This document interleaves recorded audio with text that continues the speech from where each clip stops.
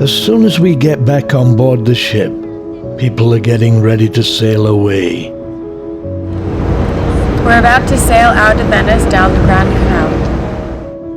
It's considered one of the best sail-away cities in the world, but already plans are afoot to ban all ships from docking in and leaving past the city centre from 2021.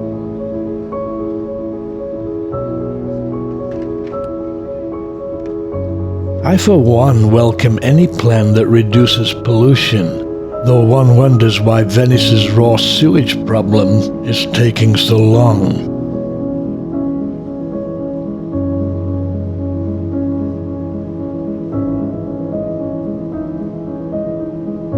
In the meantime, we all enjoy the sail away while we can. Ships can be from 10 to 20 stories high, so the views are spectacular.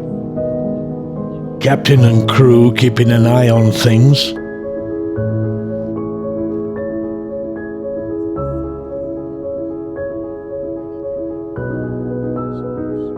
It's a beautiful evening, and already I sense the sail away will be great.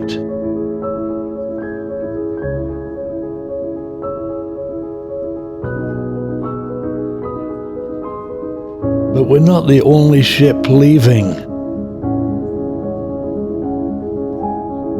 Everybody is shooting their pictures, and no wonder. The Giudecca Canal that we sail through has the main city on the left and the long island of Giudecca on the right. It's a busy channel.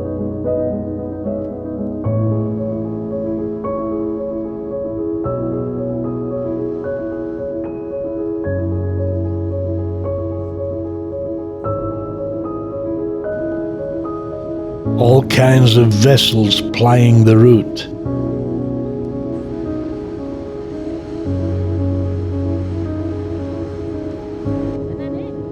Even vehicular ferries.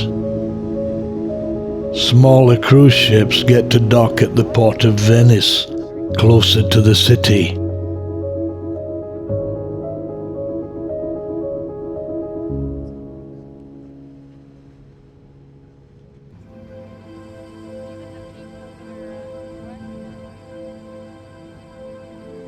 No matter the problems associated with Venice, one can but love the place. Even from this viewpoint, it's magical. A fantastic walk here is to stroll along the promenade that runs on both sides of the Giudecca Canal. Nate and I walked down the opposite bank on my last visit, and I would love to walk down this bank, with its medieval buildings, churches, and cafes. Great place for a coffee.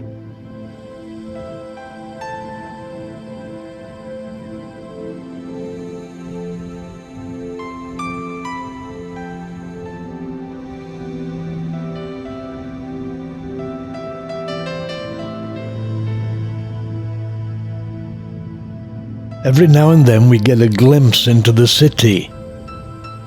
One has no option but to soak in history here. And as we stand and observe, it's a memorable way to sail away.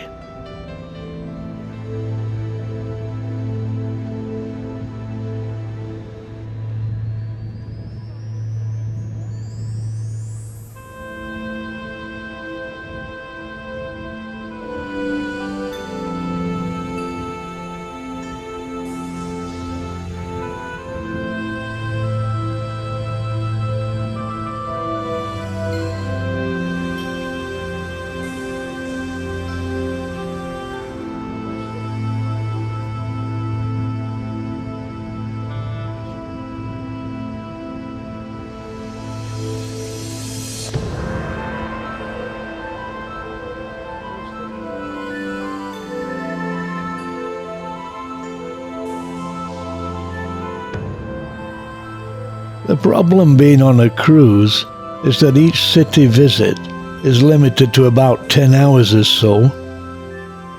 We only get a glimpse.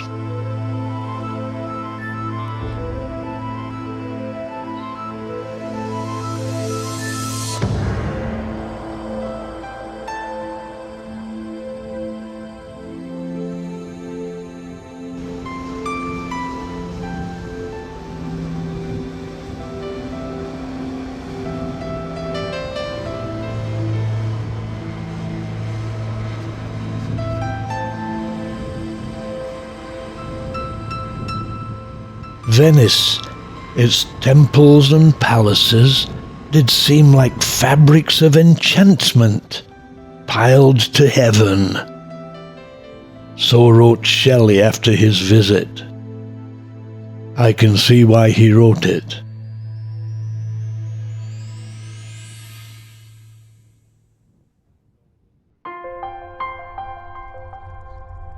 San Marco, resplendent as the sun sets.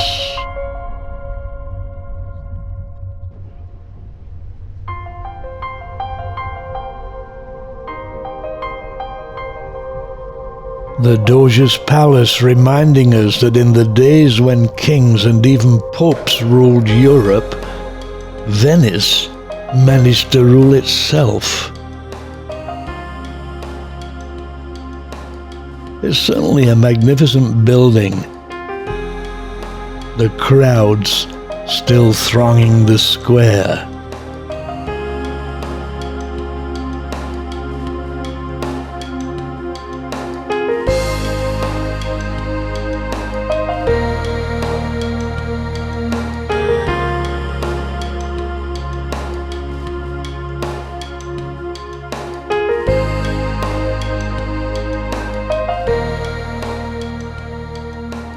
The Church of St. George, on its own small island opposite, catching the evening sun.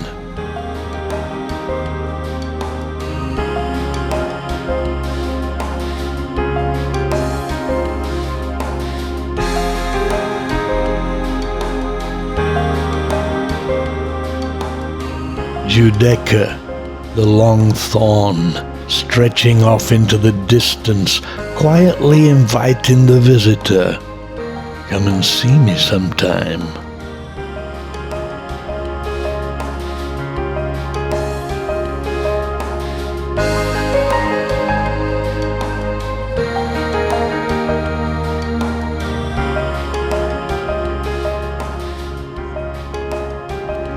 The Grand Canal also welcoming as the sun slowly retires.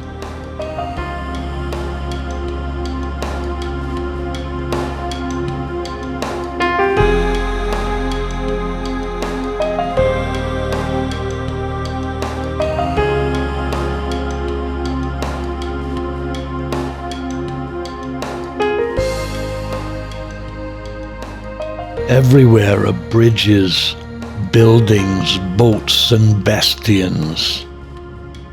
But as they all bathe in the evening sun, it's like a serene peace lights the city.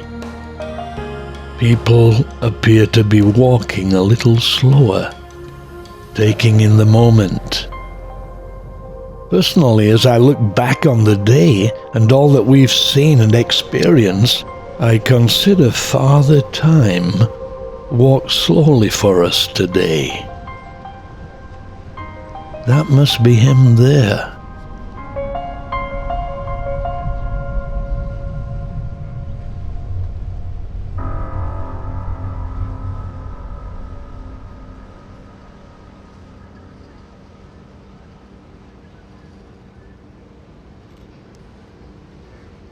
I'd like to introduce you to Mickey Mouse.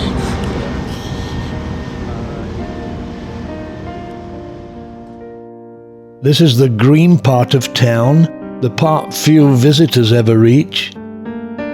If I lived here, this is where I'd want to live. Having said that, I get the feeling that at times like this, I doth speak an infinite deal of nothing. I'm thankful that I don't have to please you with my soliloquy.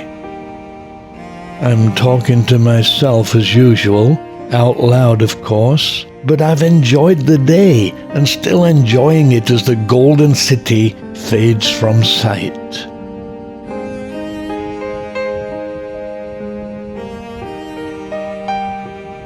In a moment, we'll all have dinner and share stories about our days.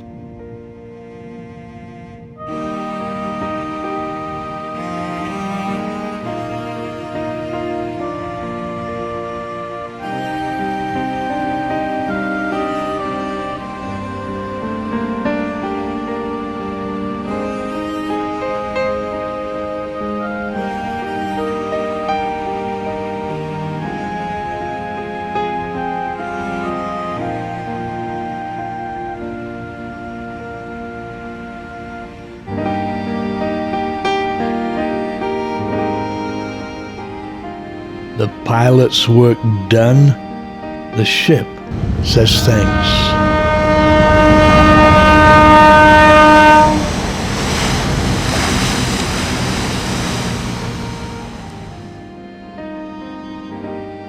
And it's been another great day.